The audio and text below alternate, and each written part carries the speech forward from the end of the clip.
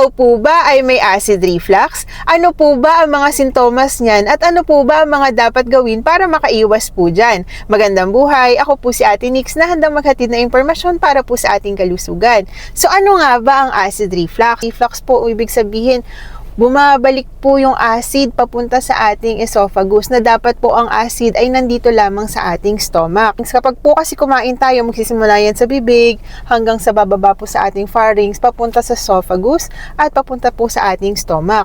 Ngayon, kapag po yung acid na yan ay nandito po sa ating stomach, at dahil po sa mga factors na nangyayari, pumapanik po yan papunta dito sa ating esophagus, kaya nagkakaroon po tayo ng burning sensation or ng heartburns dito po sa ating dibdib. Akala po natin ay may sakit po tayo sa puso, pero ang mas marami pong rate na na-admit po sa hospital na acid reflux lang po pala, naakala po nila ay sakit sa puso. Kasi po, ang sintomas po ng acid reflux ay heartburn. Ano po ba yung acid po na yan sa ating stomach? Alam niyo po ba na ang stomach ay meron natural na acid na pinoproduce po yan? Ang tawag po dyan ay hydrochloric acid solution. Ito pong pH acidity po nito, alam niyo po bang 1 to 3? Ito po yung range niyan. Ang equivalent po niyan ay halos kasing asim ng vinegar or ng suka, kasing asim ng lemon juice. Ganyan po ang stomach acid po sa ating tiyan na natural po yan na pinoproduce ng ating stomach. Bakit po ito mahalaga? Dahil ito po ay nakakapag-breakdown ng proteins, nakakapag-kill po yan ng bacteria, nakakapatay po siya ng mga bacteria sa ating tiyan, at tumutulong po ito para ma-digest at ma-absorb yung mga nutrients na dapat nating makuha sa ating katawan. So ano po ba yung mga dapat nyong iwasan para makaiwas ka po sa acid reflux na yan? Umiwas ka po sa mga pagkain maanghang, umiwas ka po sa kape. Ang kape po ay napakataas po ng acid level niyan. Umiwas ka po sa mga carbonated drinks katulad po ng mga soda. Umiwas ka po sa paninigarilyo at umiwas ka po sa pag-inom ng alak.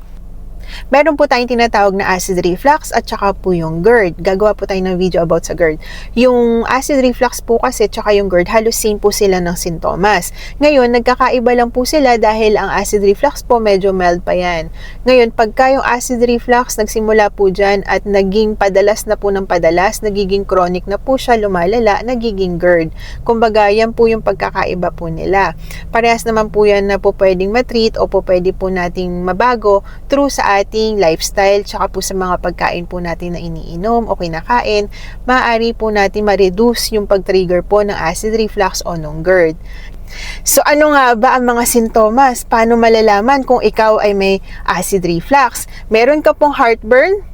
Sumasakit po ang inyong dibdib, chest pain, kumikirot po ang inyong dibdib, nagkakaroon ka po ng pagdighay ng madalas ka pong dumidighay, yung tiyan nyo po parang lagi na lang siyang maingay, tapos nagkakaroon ka din po ng ma-acid na lasa sa inyong bibig, dahil pumapanik nga po yung acid dito po yung esophagus, patungo sa ating pharynx, patungo sa ating bibig.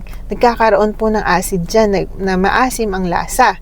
So ano po ba ang mga dapat nyong gawin para po makaiwas po kayo sa acid reflux? So umiwas po kayo sa paninigarilyo, mag-quit po kayo ng alcohol intake, at saka po umiwas po kayo sa kape, mag-exercise po kayo, at alam nyo po ba na kapag kayo ay may acid reflux at kasalukuyan po siyang nagaganap, pwede po kayong ngumuya ng bubble gum, dahil ang bubble gum po, make sure po sugar-free ang bubble gum. Alam nyo po ba na kapag ganito, pag kinain nyo po yung bubble gum, nagpo-produce po ang ating bibig ng saliva o ng laway na mas lalong nakakatulong para mas mag-neutralize po yung acid sa ating bibig na galing po sa ating stomach, yung acid na yun. At nakakatulong din po ito mag-flush pababa sa ating pabalik po sa ating tiyan. So yan po yung mga recommended. At saka po kapag po after nyo pong kumain, wag po muna kayong hihiga. Magpataan po kayo ng mga 1 oras o 2 oras bago po kayo mahiga after nyo pong kumain. Yun lamang po, magandang buhay!